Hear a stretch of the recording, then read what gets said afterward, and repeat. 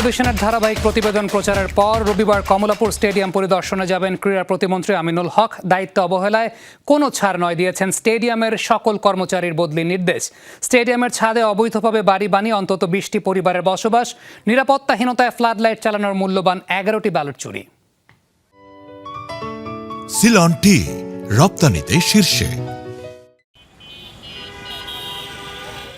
স্টেডিয়ামের ছাদে অবৈধভাবে বাড়ি বানিয়ে অন্তত 20টি পরিবারের বসবাস, এমন ঘটনা বিশ্বে কোথাও আছে কি? প্রশাসনের নাকের ডগায় বসে এমন ঘটনা ঘটেছে বছরের পর বছর। নিরাপত্তাহীনতায় ফ্লাডলাইট চালানোর মূল্যবান 11টি ব্যালস্ট চুরি। কমলাপুর স্টেডিয়ামের নানা অব্যবস্থাপনা নিয়ে যমুনা টেলিভিশনের 2 পর্বের ধারাবাহিকের পর টনক নড়ে সবার।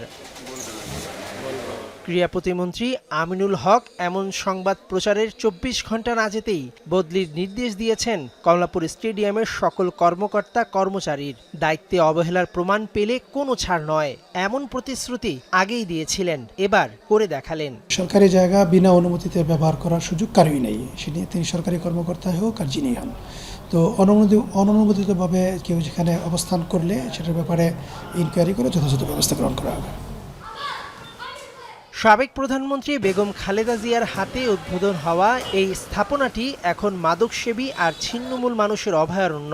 সরেজমিনে দেখতে রবিবার দুপুরে কমলাপুর স্টেডিয়ামে যাবেন ক্রীড়া প্রতিমন্ত্রী আমিনুল হক নিজেই। স্টেডিয়ামের প্রাচীর উঁচু না করায় টপকে মানুষ ঢুকে নষ্ট করছে টার্ফ, চুরিও হচ্ছে মূল্যবান জিনিসপত্র।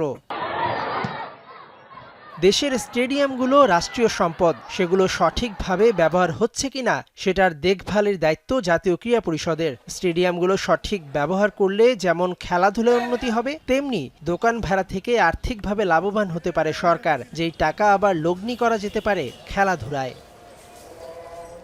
মেহেদি নাইম, যমুনা স্পোর্টস, ঢাকা।